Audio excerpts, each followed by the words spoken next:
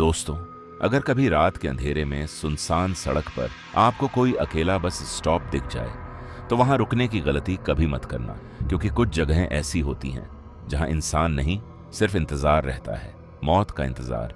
ये कहानी है बिहार के छोटे से गांव कालीपुर की, जहां आज भी लोग रात के बाद उस सड़क पर जाना पसंद नहीं करते। रात के करीब 11 बजे थे। तेज बारिश हो रही थी, आसमान में बिजली चमक रही थी। रोहन अपनी बाइक से शहर से गांव लौट रहा था। सड़क पूरी सुनसान थी और दोनों तरफ घना जंगल।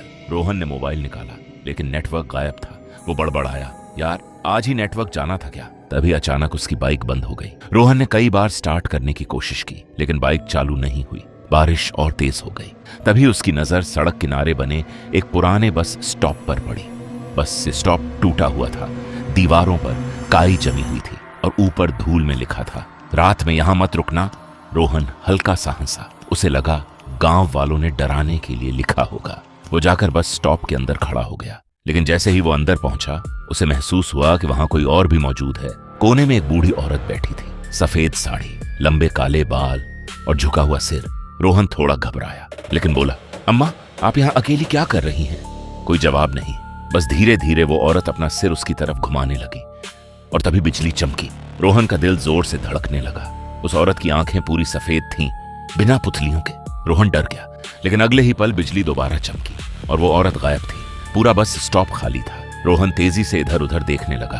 तभी उसके पीछे से एक धीमी आवाज आई, तुम देर से आए हो। रोहन के शरीर में सिहरन दौड़ गई। उसने धीरे धीरे पीछे मुड़कर देखा। वो औरत ठीक उसके पीछे खड़ी थी। इस बार उसका चेहरा पूरी तरह सड़ा हुआ था, आंखों से काला खून बह रहा था। रोहन जोर से चीखा और बारिश में भागने लगा। भागते भागते उसे दूर एक पुराना घर दिखाई दिया, जहां हल्की रोशनी जल रही थी। रोहन तुरंत वहां पहुंचा और दरवाजा खटखटाया। दरवाजा अपने आप खुल गया। अंदर एक बूढ़ा आदमी कुर्सी पर बैठा था। उसने धीमी आवाज में कहा, अंदर आ जाओ, वो तुम्हें ढूंढ रही है। रोहन डरते हुए अंदर गया और पूछा, वो कौन है? बूढ़ा आदमी धीरे धीरे बोला, 20 साल पहले एक औरत अपने बेटे का इंतजार करते हुए इसी सड़क पर मर गई थी। उसका बेटा उसे बस स्टॉप पर छोड़कर चला गया था। पूरी रात वो बारिश में उसका इंतजार करती रही, लेकिन उसका बेटा कभी वापस नहीं आया। सुबह लोगों को उसकी लाश मिली। कमरे में अचानक ठंडी हवा चलने लगी। बूढ़ा आदमी बोला, तब से वो हर रात किसी ना किसी को अपना बेटा समझ लेती है। तभी ऊपर से कदमों की आवाज आने लगी, ठक ठक ठक। रोहन डर गया। उसने पूछा, ऊपर कौन है? बूढ़ा आदमी चुप रहा। आवाज और तेज हो गई, ठक ठक ठक। फिर अचानक ऊपर से एक डरावनी आवाज गूंजी, मुझे मेरा बेटा वापस चाहिए। रोहन का गला सूख गया। तभी बूढ़े आदमी ने अपना चेहरा ऊपर उठाया। उसकी आंखें भी पूरी सफेद थीं। वो मुस्कुराया और बोला, वो आ गई। अचानक पूरे घर की लाइट बंद हो गई। चारों तरफ अंधेरा छा गया।